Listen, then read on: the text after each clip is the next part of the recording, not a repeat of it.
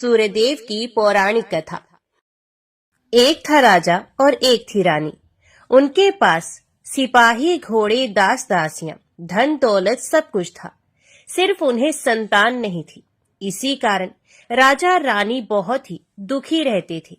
संतान प्राप्ति के लिए उन्होंने हर तरह का दान धर्म, धार्मिक अनुष्ठान, जप मंत्र, व्रत, पूजा पाठ किए, लेकिन कोई फायदा नहीं हुआ। अब राजा रानी दोनों ही बुढ़ापे की ओर बढ़ते गए। बुढ़ापे की ओर बढ़ते गए तो होता क्या है कि दोनों गहन सोच में पड़ गए। अब हमारे इतने बड़े राज्य का क्या होगा? कौन बनेगा इस राज्य का वारिस? कौन लेगा प्रजा की जिम्मेदारी? राजा रानी दिन रात इसी चिंता में घुलने लगे। उन्हें खाने पीने की भी सुध न रही। तो एक सुबह होता क्या है कि राजा के दरबार में एक साधु आता है। तो दासी रानी को इत्तला करती है। तब वे दासी से कहती है, ये मेरा अंतिम दान धर्म है। इसके बाद मैं अपने हाथों से कोई भी दान धर्म नहीं करूंगी। रानी चावल भरा साज हाथ में लेकर बाहर आती है और साधु की झोली में भिक्षा डालने के लिए आगे बढ़ती है। तो उसके चेहरे पर छाई उदासी साधु की दृष्टि में आ जाती है और वे उससे पूछता है, रानी साहबा क्या हुआ है? आप इतनी उदास क्यों है? तब रानी साधु को सारी हकीकत बताती है और सिसकने लगती है। उस पर वह साधु कुछ पल गंभीर हो जाता है और कहता है, रानी साहबा चिंता मत करना, आपकी संतान की इच्छा पूरी हो जाएगी। आपकी कोख से एक पुत्र जन्म लेगा। मात्र वह 14 साल तक ही आप लोगों को मिलेगा। उसके आगे वह इस मृत्यु लोक में नहीं रह पाएगा। इससे बढ़कर आपको कुछ देना मेरे लिए संभव नहीं। अपनी बात पूरी करते उसने अपनी झोली में हाथ डाला, थोड़ी सी भभूत निकालकर रानी को दी और कहा, आप और महाराज दोनों इसे बांटकर ग्रहण करना, तुम्हें जल्दी ही पुत्र की प्राप्ति होगी। इतना कहकर साधु अपनी राह चला गया।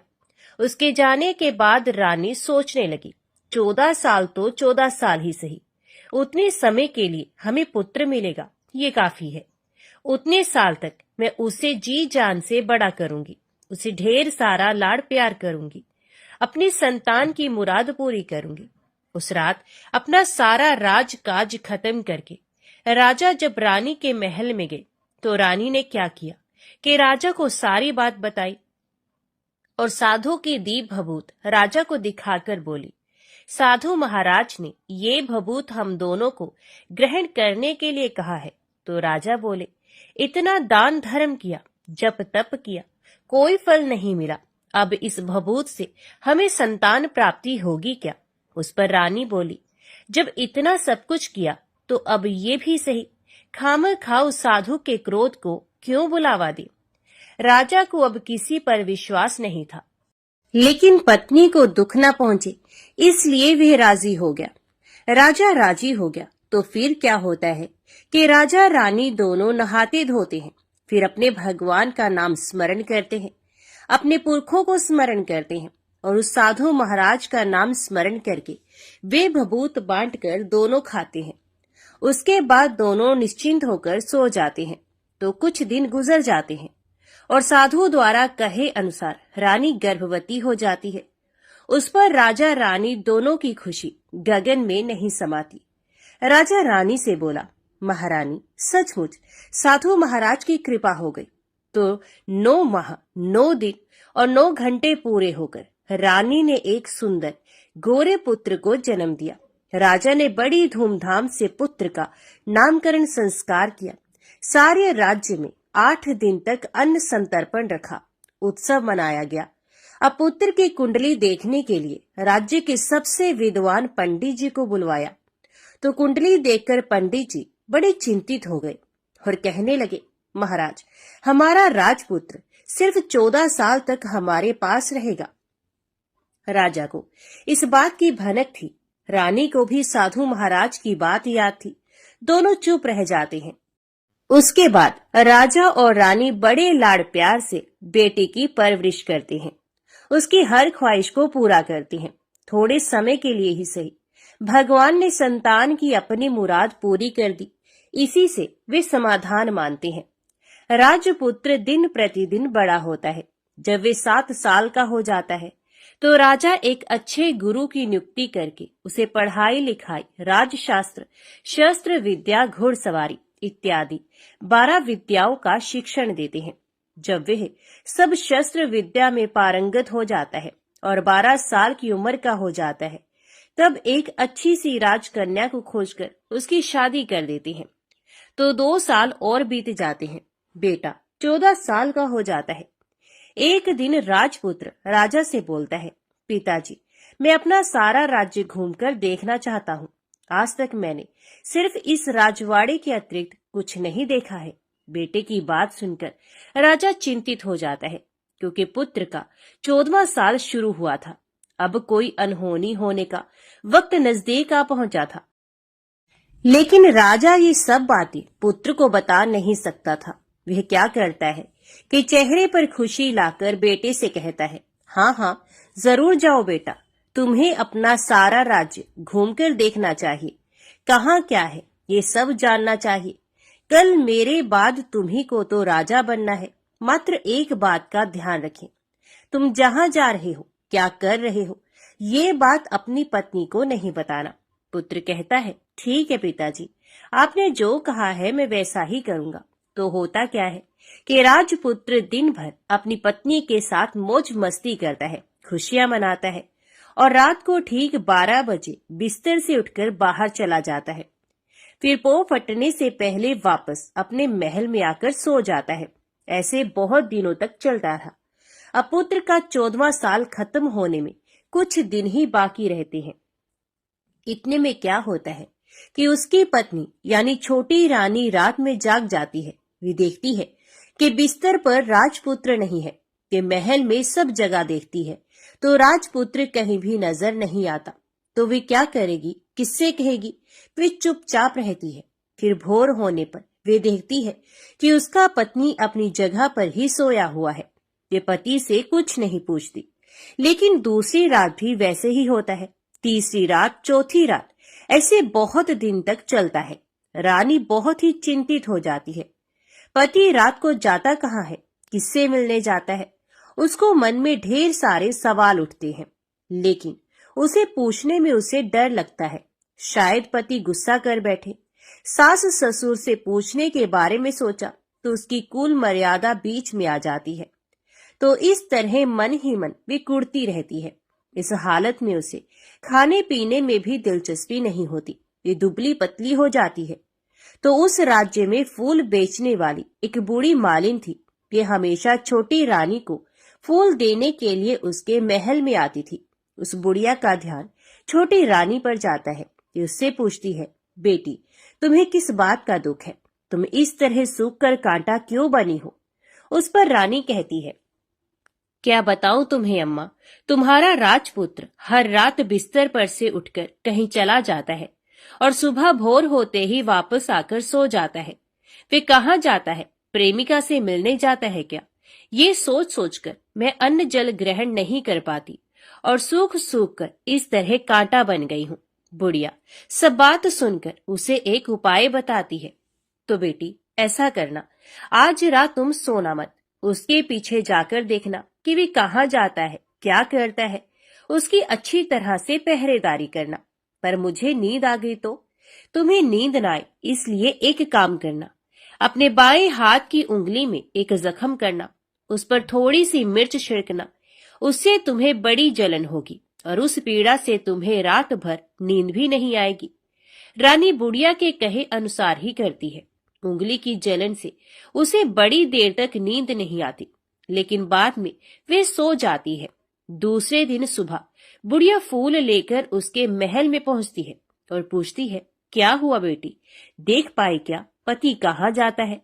रानी कहती है, नहीं अम्मा, पहले कुछ समय जलन के कारण मुझे नींद नहीं आई, पर कुछ देर के पश्चात मैं तो सो गई। बुढ़िया कहती है, कोई बात नहीं, आज तुम उंगली पर पहले से थोड़ा बड़ा जख्म करना और ज्यादा मिर्च लगाना। तो रानी वैसे ही करती है, परंतु वे सिर्फ पति के बिस्तर से उठकर बाहर निकलते वक्त तक जाग पाई। वे उसके पीछे नहीं जा सकी, क्योंकि उसकी आंखें उस समय तक मुंद गई थी। दूसरे दिन सुबह बुढ़िया फिर आती है तो उसने पूछने से पहले ही रानी रोकर कहती है, अम्मा, मैं आज भी उनकी पहरेदारी ठीक तरह से नहीं कर पाई। बुढ़िया कहती है, रोना नहीं बेटी, सब कुछ ठीक हो जाएगा। तुम आज रात जख्म और बड़ा करना और उस पर ज्यादा मिर्च लगाना, और एक काम करना, वे जब जाने के लिए निकलता है तो उसका रास्ता रोकना। बुढ़िया ने जैसा बताया रानी वैसा ही करती है। आज रात उसे नींद नहीं आती। पति रात 12 बजे बिस्तर से उठकर जब महल से निकलने के लिए चलने लगता है तो वह बुढ़िया ने जैसे बताया वैसे ही करती है। दौड़कर जाकर पति का रास्ता रोकती है और कहती है, कहाँ जा रहे हो, किससे मिलने जा रहे हो, मुझे सब बताओ। राजपुत्र उसे समझाने की बहुत कोशिश करता है। देखो, अगर मैंने तुम्हें वह बताया तो मैं तुम्हें दोबारा नहीं मिल पाऊंगा। कोई बात नहीं, ना मिल पाओ, लेकिन आप रात के समय कहाँ जाते हो ये मुझे पहले बता दीजिए। राजपुत्र निरुपाय हो जाता है। पत्नी की जिद के आगे उसकी एक नहीं चल पाती। ठीक उसी समय उसका 14वां साल खत्म होकर 15वां साल लगने वाला था। जो होता है वह हो जाने दो, वे सोचता है, और कुछ चावल मंत्रों से सिद्ध करके पत्नी को देकर कहता है, इन चावलों के दानों को दोनों हाथों की मुट्ठी में पकड़ना। पहले दाएं हाथ में पकड़े चावल मेरे ऊपर फेंकना, मैं कौन हूं तुम्हें पता चल जाएगा। बाद में बाएं हाथ में पकड़े चावल मेरे ऊपर फेंकना, मैं जैसा था तुम्हें मिल जाऊंगा। लेकिन यदि तुम बाएं हाथ के चावल मेरे ऊपर फेंकना भूल गई तो मैं तुम्हें कभी नहीं मिल पाऊंगा। रानी ने कहा, नहीं भूलूंगी। रानी बड़े आत्मविश्वास के साथ कहकर दाएं हाथ में पकड़े चावल पति के ऊपर फेंक देती है तो राजपुत्र एकदम एक विशाल घोड़ा बन जाता है।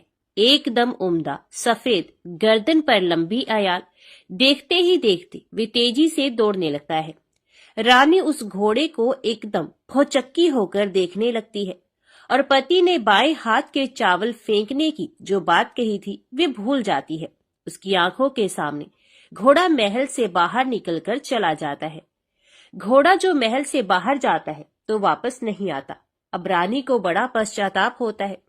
वे स्वयं को कोसने लगती है, लेकिन अब उसका कोई फायदा नहीं होने वाला था। राजपुत्र अब वापस नहीं आने वाला था।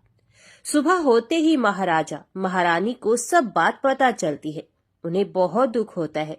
वे बिस्तर पकड़ते हैं और राह देखते हैं कि एक दिन उनका बेटा वापस आ जाए। इस तरह 1 महीना गुजर जाता है, 2 महीने गुजरते हैं, 3 महीने गुजर जाते हैं, आखिर 6 महीने पूरे होते हैं। राजपुत्र का कोई अता पता नहीं लगता। प्रधान राजपुत्र को ढूंढने के लिए राज्य के गांव-गांव सिपाही भेजता है, लेकिन उन्हें कोई सफलता नहीं मिलती। इधर रानी अपनी हठ के कारण पति गायब हो गया ये सोचकर स्वयं को मन ही मन कोसती है और प्रण लेती है कि कुछ भी करके पति को ढूंढ के लाएगी और उसे वापस घर लेकर आएगी। एक दिन वे सुबह उठकर सास ससुर के महल में जाती है और कहती है कि मैं अपने पति की खोज में जा रही हूँ।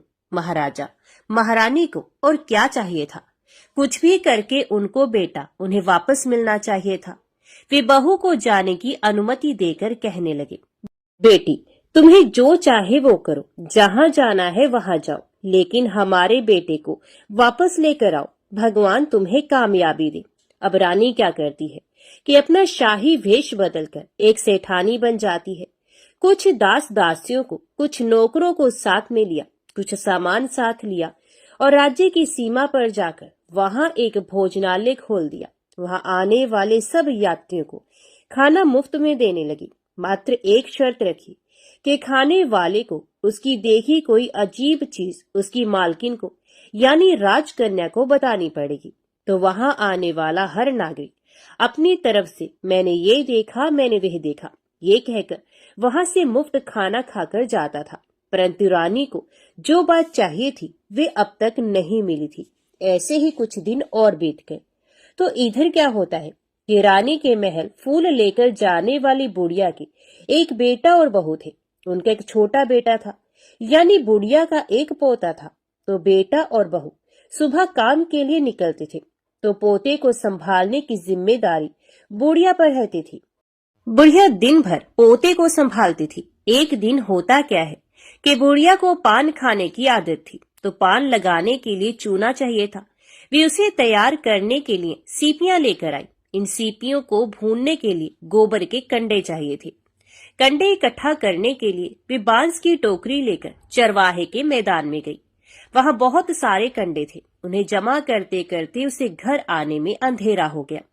इस ओर शाम होते ही काम से वापस बेटा बहू घर पहुंचे तो देखा कि बच्चा घर पर अकेला है और रो रहा है। वे दोनों गुस्से से लाल पीले हो गए। इतने में बुढ़िया घर आ गई। बेटा ने पूछा, पोते को घर अकेला छोड़कर कहाँ गई थी? बुढ़िया बताने लगी कि मैं गोबर के कंडे इकट्ठे करने गई थी। इस पर बेटा बोला, दोबारा बच्चे को अकेला घर पर छोड़कर यदि कहीं गई तो मैं तुम्हें बहुत पीटूंगा। बुढ़िया कहने लगी, नहीं बेटा, फिर कभी ऐसा नहीं करूंगी। लेकिन दूसरे ही दिन बुढ़िया ये बात फिर से भूल गई और फिर चरवाहे के मैदान पर कंडे इकट्ठा करने चली गई। शाम को जब बेटा बहू काम से वापस लौटे तो देखती हैं कि बच्चा घर पर अकेला है और रो रहा है। अब उसके बेटे की सहन शक्ति खत्म होने लगी और बुढ़िया के वापस आने पर उसे घर से निकाल दिया। बुढ़िया रात भर घर के बाहर अंधेरे में बैठी रही और सुबह होते ही हाथ में टोकरी लेकर कंडे इकट्ठा करने के लिए निकल गई। उस दिन उस पर कंडे इकट्ठे करने का मानो पागलपन सवार था। कंडे इकट्ठे करते करते कब अंधेरा छा गया उसे मालूम ही नहीं चला। उसे जब ध्यान आया तो गांव का रास्ता भी ठीक तरह से दिखाई नहीं दे रहा था। वे अंधेरे में आंखें फाड़कर देखती देखती किसी तरह आगे निकल पड़ी। तो होता क्या है कि एक कपिला गाय छन छन की आवाज करती, गले की घंटी बजाती ठुमक कर उस मैदान पर गई। उसे देखकर बुढ़िया सोचने लगी कि इस गाय के पीछे पीछे जाऊंगी तो गांव तक पहुंच जाऊंगी। तब बुढ़िया उसके पीछे पीछे जाने लगी। वे गाय क्या करती है कि उस मैदान से लेकर एक एक करके 6 मैदान पार करती है। आखिर में वे 7वें मैदान तक पहुंचती है। तो वहां क्या होता है कि उस मैदान पर एक बड़ा सा पत्थर है। गाय जाकर उस पत्थर को अपना सींग मारती है। सींग मारा तो वे पत्थर दूर हट गया और पाताल में नीचे जाने की सीढ़ियां दिखाई देने लगी। तब वे गाय उन सीढ़ियों से नीचे जाने लगी। बुढ़िया वे सब देखती रही और झट जाकर गाय की पूंछ को पकड़ लिया। पूंछ पकड़कर वे गाय के साथ नीचे पाताल में पहुंच गए। पाताल में पहुंचते ही तुरंत गाय की पूंछ छोड़ दी और इधर उधर देखने लगी। वहीं से बुढ़िया ने देखा कि पाताल में सब जगह जगमगाहट है, दिया दीप जलते हैं और तेज रोशनी गाय के ऊपर पड़ती है और वहां अद्भुत घटनाएं घटने लगी। गाय के नीचे जाते ही उसके गले में अपने आप सांकल पड़ गई और छमछम करके कोई दुधाड़ी में गाय का दूध दुहाने लगी। लेकिन जो कोई भी ये कर रहा था वे मात्र दिखाई नहीं दे रहा। बुढ़िया बहुत घबरा गई, कहाँ आकर फंस गई वे सोचने लगी और यहाँ वहां छिपने के लिए जगह ढूंढने लगी। लेकिन उसे कहीं भी जगह नहीं मिली। हर जगह उजाला ही उजाला था। तो वे यूं एक कोने में खड़ी रह गई और जो कुछ सामने हो रहा था उसे चुपचाप देखने लगी। कुछ पल के बाद वहां झट से एक उम्दा सफेद घोड़ा आया। वहां 2 कुंड थे। उसमें से एक कुंड में उस घोड़े ने छलांग लगाई और ऊपर आ गया। अब उसे राजपुत्र का रूप प्राप्त हो गया। राजपुत्र बनने के बाद उसने दूसरे कुंड के पानी में स्नान किया। वहां रखे गए नए कपड़े पहने। नजदीक ही एक सुंदर पलंग था। उस पर आकर वे बैठ गया। उसके सामने अपने आप 5 पकवानों की थाली आ गई। दूध की एक प्याली आ गई। पान सुपारी आ गई। उसके सामने एक दिया जलता रहा। राजपुत्र ने खाना खाया, दूध पिया, पान सुपारी खाया और बिस्तर पर लेट जाने से पहले सूर्यदेव का स्मरण करके सामने जलते दिए से पूछा, दिए दिए दीपंकर, मेरे माता पिता क्या कर रहे हैं? दिया बताने लगा, बेटे के शोक में डूबे हैं। राजपुत्र ने पूछा, राज्य कौन संभाल रहा है? तो दिया बोला, राज्य प्रधान संभालता है। राजपुत्र ने पूछा, मेरी पत्नी क्या करती है? तो दिए ने कहा, उसने चौराहे पर भोजनालय शुरू किया है और आते जाते लोगों से वे नई खबर के बारे में पूछती है। दिए के ये कहते ही राजपुत्र कहते हैं, ठीक है। उसके बाद वे सो गया। बुढ़िया कोने में खड़ी रहकर ये सब देखती रही। ऐसी अद्भुत घटना उसने जिंदगी में पहली बार देखी थी। उसे अंदर ही अंदर चुलबुलाहट होने लगी। वे अपनी भूख प्यास भूल गई और आगे क्या होता है कि वे बेचैनी से सब कुछ देखने लगती है। लेकिन उसके बाद और कुछ घटनाएं नहीं घटती। रात गुजर गई और सुबह हो गई। सुबह होने पर पलंग पर सोया राजपुत्र उठा और फिर से पहले वाले कुंड में छलांग लगाई। तो अब वे फिर से घोड़ा बनकर कुंड से बाहर आ गया। बाहर आते ही वे तेजी से उस पाताल नगरी से बाहर निकल गया। लेकिन वे कहाँ गया, बुढ़िया को कुछ पता नहीं चला। उसके बाद पिछली रात की तरह कोई उस गाय का छमछम करके दूध दोहने लगा। जैसे ही दूध दोहाना खत्म हुआ, उसके गले की सांकल अपने आप खुल गई और वह गाय तेजी से ऊपर जाने वाली सीढ़ियों की ओर भागने लगी। गाय को दौड़ते देखकर बुढ़िया सोचने लगी, अब गाय के साथ यहाँ से ऊपर जाना ही समझदारी है, नहीं तो कोई मुसीबत आकर मेरे ऊपर टपक जाएगी। झट से उसने गाय की पूंछ पकड़ ली और गाय के साथ ऊपर आ गई। गाय जब ऊपर मैदान में पहुंची तो सुरंग का रास्ता अपने आप बंद हो गया और उसके मुंह पर एक बड़ा सा पत्थर पूर्वत खड़ा हो गया। ऊपर आकर वह गाय जंगल की ओर निकल गई तो इधर बुढ़िया एकदम बावली सी गई। उसने पाताल नगरी में जो कुछ देखा वे जल्द से जल्द किसी को बताने के लिए उतावली हो उठी। उसे एकदम याद आया कि नगर की सीमा पर कोई औरत भोजनालय चलाती है और नई बात बताने वाले को अच्छा खाना पीना मुफ्त में देती है। और वे सोचने लगी, क्यों ना मैं ये बात उस औरत को जाकर बताऊं। यदि उसे ये बात पसंद आ गई तो बाकी जीवन खाने पीने की झंझट से मुक्ति मिलेगी। बुढ़िया ने मन में तय किया और तुरंत उस भोजनालय के द्वार पर टंगे नगाड़े के सामने खड़ी हो गई और जोर जोर से नगाड़ा बजाना शुरू कर दिया। नगाड़े के इस तरह शोर सुनकर मालकिन यानी कि छोटी रानी मन में प्रसन्न हो जाती है कि शायद कोई बड़ी बात लेकर यहाँ आया है। रानी सिपाहियों को आदेश देती है, जाइए और जो कोई आया है उसकी अच्छी खातिरदारी कीजिए। आदेश पाते ही सिपाही नीचे दौड़ गए तो एक बुढ़िया नगाड़ा बजा रही थी। उन्होंने पूछा, क्यों री बुढ़िया, क्या हुआ, क्यों नगाड़ा बजा रही हो? तो बुढ़िया बोली, कुछ नहीं बेटा, यहाँ खाना मिलता है ना, इसलिए आई हूँ। खाना चाहिए, मिलेगा, लेकिन तुझे कोई बात बतानी पड़ेगी। हाँ बताऊंगी, एक बात मालूम है मुझे। इस पर सिपाही उसे अंदर लेकर आए। उनको मालकिन का आदेश था कि जो कोई बूढ़ा बुजुर्ग वहां आए उनके साथ अच्छी तरह पेश आना, उनका अच्छा आदर सत्कार करना। तो सिपाही ने उस बुढ़िया का भरपूर आदर आतिथ्य किया। उसे बड़ी सी थाली भरकर व्यंजन परोसते हैं।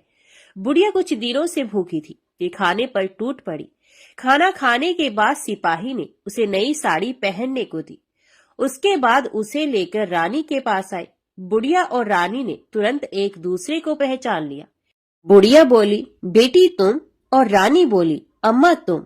बड़ी देर तक दोनों भांति भांति की बातें करती रही। आखिर कुंवरनी बुढ़िया से कहने लगी, अम्मा अब बताओ तुमने क्या नई बात देखी है? नई बात? मैंने कोई नई बात नहीं देखी है। वे तो मेरे पास तुम्हें देने के लिए खाने के पैसे नहीं थे, इसलिए मैंने झूठ कहा और नगाड़ा बजाया। रानी ने कहा, अम्मा घबराना नहीं, मैं किसी को तुम्हारा नाम नहीं बताऊंगी। फिर भी बुढ़िया मैंने क्या देखा, कब देखा करके आनाकानी करने लगी। इस पर रानी ने उससे कहा, देखो अम्मा, यदि तुमने मुझे वह नई बात बताई तो जिंदगी भर मैं तुम्हारी देखभाल करूंगी, तुम्हें रानी माता की तरह रखूंगी। अब बुढ़िया बताने को तैयार हो गई। उसने जो कुछ उस चारगाह वाले मैदान पर देखा था वे सब कुछ रानी को बता दिया। बुढ़िया की ये बातें सुनकर रानी को यकीन हो गया कि वह राजपुत्र उसी का पति है। वे तुरंत बुढ़िया से कहने लगी, अम्मा मुझे उस जगह पर ले चलो। नहीं बेटी, वे पाताल राज्य है, सांप है।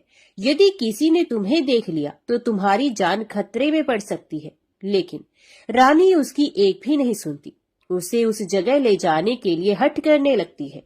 आखिर में बुढ़िया ने उसका कहना मान लिया और कहने लगी, ठीक है, मैं तुम्हें वहां लेकर चलती हूँ, पर आज नहीं कल। वहां जाना है तो शाम को ही जाना होगा। तो दूसरे दिन दोपहर को रानी बुढ़िया के साथ उस मैदान पर गई और एक जगह छुपकर गाय के आने की राह देखने लगी। दिन ढलते ही अंधेरा घेरने लग गया और गाय हमेशा की तरह वहां आ गई। मैदान के उस कोने में जाकर उसने पत्थर पर सींग मारा तो झट से पत्थर हटकर वहां सुरंग में जाने का रास्ता खुल गया। गाय उस रास्ते से नीचे उतरने लगी तो बुढ़िया रानी से कहने लगी, जल्दी आगे बढ़ो बिटिया, हम गाय की पूंछ पकड़कर नीचे उतरेंगे। तो दोनों गाय की पूंछ पकड़कर नीचे उतर गई। बुढ़िया पहले जिस कोने में छिपी थी उस कोने में छिप गई। अब नीचे सब कुछ पहले जैसा घटित हो रहा था। गाय के गले में अपने आप सांकल पड़ गई। कोई अदृश्य रूप से उसका दूध दोहने लगा। एक सफेद उम्दा घोड़े ने आकर एक कुंड में छलांग लगाई तो राजपुत्र के रूप में ऊपर आया। ये राजपुत्र दूसरे कुंड में नहाने लगा। बाद में उसके सामने खाने की थाली आ गई, दूध की प्याली आ गई, पान बीड़ा आ गया। राजपुत्र सब ग्रहण करके सोने के लिए पलंग पर गया तो सोने से पहले सूर्यदेव का स्मरण करके वे दिए से पूछने लगा, दिए दिए दीपंकर, मेरे माता पिता क्या कर रहे हैं? तो दिया कुछ जवाब नहीं देता बल्कि वे बुझने लगता है। तब राजपुत्र को कुछ अघटित हुआ है इसका संदेह हो गया है। वे उदास हो गया है और जो कुछ हुआ है वे हो जाने दो ऐसा सोचकर सोने के लिए बिस्तर पर लेट गया। अब रानी का संयम छूट गया। वे दौड़कर पति के पास गई और उसके पैर पकड़ने के लिए आगे बढ़ने लगी। राजपुत्र तुरंत ही पत्नी को पहचान गया और वे झट से पीछे हट गया और चिल्लाने लगा, नहीं नहीं, मुझे मत छूना, सर्वनाश हो जाएगा। रानी दोनों हाथ जोड़कर पति से अपनी भूल स्वीकार करने लगी। स्वामी, मुझसे भूल हो गई। मुझे आपसे नहीं पूछना चाहिए था कि आप रात को कहाँ जाते हो। मैं अपनी भूल स्वीकार करती हूँ। मुझे मेरी भूल की सजा मिल गई है। अब आप घर चले। आपके वियोग में आपके माता पिता ने बिस्तर पकड़ लिया है। आपकी प्रजा भी बहुत दुखी है। उस पर राजपुत्र कहने लगा, वही तो, एक बार तुम गलती कर बैठी हो, अब दोबारा मत करना, नहीं तो अब मैं तुम्हें जो दिख रहा हूँ वे भी नहीं दिखूंगा। रानी अब विलाप करने लगी, जोर जोर से जमीन पर सर पटकने लगी। राजपुत्र के मन में उसके प्रति दया उत्पन्न हो गई और वे उससे कहने लगा, यदि तुम मुझे पाना चाहती हो तो तुम्हें एक काम करना होगा। काम कठिन है लेकिन वे तुम्हें अकेला करना होगा। कहो स्वामी, कितना भी कठिन काम हो मैं वे पूर्ण करूंगी। तो रानी कहने लगी। इस पर राजपुत्र ने उसे बताया, इस पाताल से ऊपर जाते ही तुम्हें एक घना जंगल नजर आएगा। ऐसे 6 जंगल पार करने के पश्चात 7वां जंगल मिलेगा। वे जंगल सबसे घना है। उस जंगल में बीचों बीच एक पीपल का पेड़ है। उसके आसपास की जगह पत्ते, फंदे, जटाएं, कांटे इत्यादि से ढक चुकी है।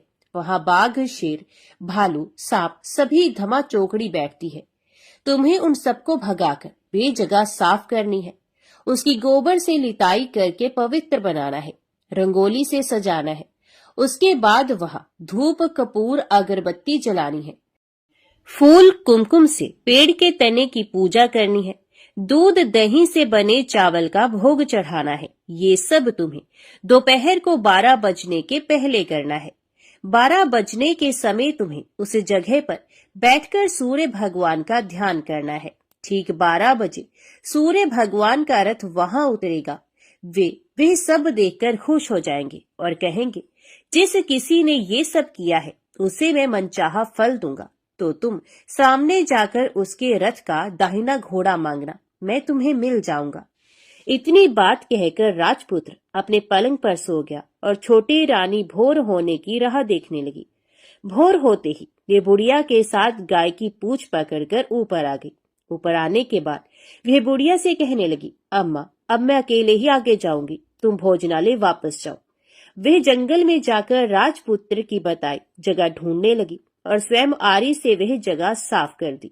बाद में राजपुत्र ने जैसे बताया वैसे लिपाई पोताई करके वापस आ गई। दूसरे दिन पो फटने से पहले उठी और जंगल में उस जगह पहुंची। वहां जाकर इत्र, गुलाब का पानी छिड़कर वे जगह सुगंधित की। धूप, अगरबत्ती जलाकर उसे पवित्र किया और पूजा की। सब सामग्री वहां तैयार रखकर सूर्य भगवान का ध्यान करने बैठ गई। जैसा कि पति ने बताया था, दोपहर को ठीक 12 बजे सूर्य भगवान का रथ उस पीपल के पेड़ पर आकर रुका है। सूर्य भगवान ने जब रथ से नीचे देखा तो सुगंधित वातावरण देखकर वे बहुत प्रसन्न हुए। फिर वे बोले, जिस किसी ने ये काम किया है वे यहाँ आकर आज मुझसे कुछ भी मांगे, मैं उसे दे दूंगा। रानी ने जब ये शब्द सुने तो बिना समय गवाए दौड़कर उनके सामने आ गई और उनको साष्टांग नमस्कार करके बोली, हे भगवान, वे मैं ही हूँ, मैंने ही जगह साफ की है। अच्छा, तो तुम्हें जो चाहिए वे मांगो। तो रानी बोली, भगवान, मुझे मुझे आपके रथ का दाहिना घोड़ा चाहिए। तो सूर्य भगवान बोले, नहीं नहीं, मैं तुम्हें और कुछ भी दे सकता हूँ, लेकिन ये घोड़ा नहीं दे सकता। मेरे रथ के 12 घोड़े हैं, तुम चाहो तो कोई और घोड़ा मांग लो, लेकिन ये दाहिना घोड़ा नहीं, वे मैं नहीं दे सकता। छोटी रानी ने एक नहीं सुनी। वे सूर्य देव से एक ही बात कह रही थी, वही दाहिना घोड़ा दे दीजिए, नहीं तो मैं आपके पैरों में गिरकर अपनी जान दे दूंगी। अब सूर्य देव धर्म संकट में पड़ गए। उन्होंने वचन दे दिया था, अब अपने वचन से पलट भी नहीं सकते थे। ठीक है, दे दिया तुम्हें घोड़ा, सूर्यदेव ने कहा। फिर एक बात और भी कही, देखो, मैंने तुम्हें घोड़ा तो दिया है, लेकिन वे तुम्हें यहाँ नहीं मिलेगा, तुम्हें उसे पाताल में जाकर लाना होगा। रानी बोली, पाताल में ही क्या भगवान, मैं उन्हें पाने के लिए कहीं भी जा सकती हूँ। रानी को वचन देकर सूर्यदेव अपने मार्ग पर चले गए और इधर रानी जंगल से अपने भोजनालय में आ गई। फिर वह बुढ़िया को लेकर उस मैदान पर आ गई। जल्दी ही शाम हो गई। शाम होते ही वहां वे गाय आ गई और उसने सींग मारकर सुरंग का पत्थर हटा दिया तथा नीचे उतरने लगी। रानी और बुढ़िया जल्दी जल्दी उसकी पूंछ पकड़कर नीचे उतरी। नीचे पाताल में सब घटनाएं पहले की तरह ही घटने लगी। घोड़े का एक कुंड में नहाकर राजपुत्र बन जाना, नहा धोकर पलंग पर जाकर बैठना, तो उसे खाने की थाली, दूध की प्याली आना, पान बीड़ा आना। लेकिन आज एक बात नहीं घटी। आज 2-2 थाली, 2-2 दूध की प्याली, 2-2 पान बीड़े उसके सामने आए। ये कुछ नहीं बोला।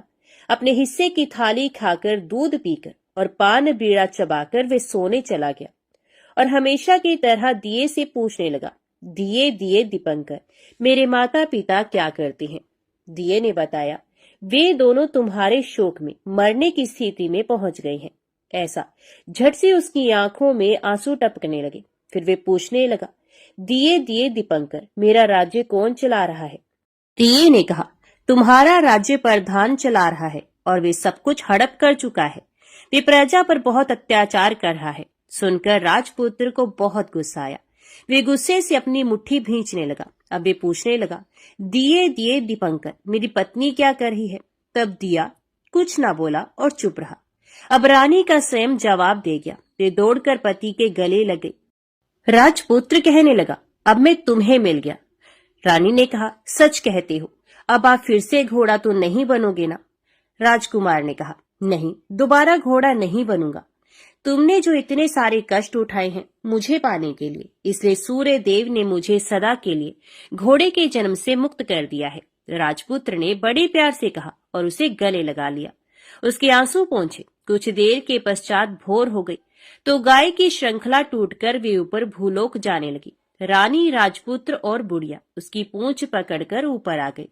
ऊपर आने पर वे सीधे भोजनालय में पहुंचे। वहां का सब सामान लोगों में बांट दिया और उसको ताला लगाकर अपने राज्य में लौट गए।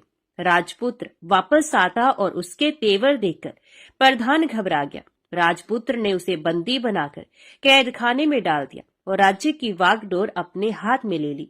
उसके बाद वह अपने माता पिता को मिलने उनके महल में गया। तब राजपुत्र क्या देखता है कि उसके माता पिता उसके शोक में अस्थि पंजर बन गए हैं।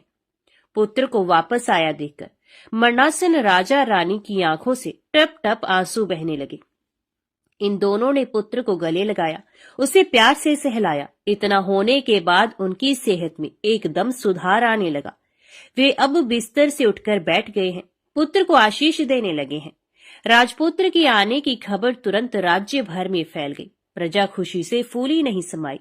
प्रजाजन राजमहल के सामने इकट्ठे हो गए। राजपुत्र ने भी उन्हें दर्शन दिए और आज से उन्हें कोई दुख नहीं पहुंचाएगा, ऐसा वचन भी दिया। अब राजा अपने पुत्र का राज्य अभिषेक करके उसे सिंहासन पर बिठाता है और बहू को महारानी का दर्जा देता है और स्वयं अपनी पत्नी के साथ ईश्वर स्मरण करते खुशी से दिन बिताता है। महाराजा बना राजपुत्र, अच्छी तरह से राज्य चलाने लगा और अपनी पत्नी के साथ सुख शांति से जीवन बिताने लगा। उस बुढ़िया को रानी ने अपने पास ही रख लिया, उसकी अच्छी तरह से देखभाल करने लगी। बुढ़िया और उसके बुढ़ापे के दिन खुशी से गुजरने लगे। तो सब प्रेम से बोलो, सूर्य नारायण भगवान की जय।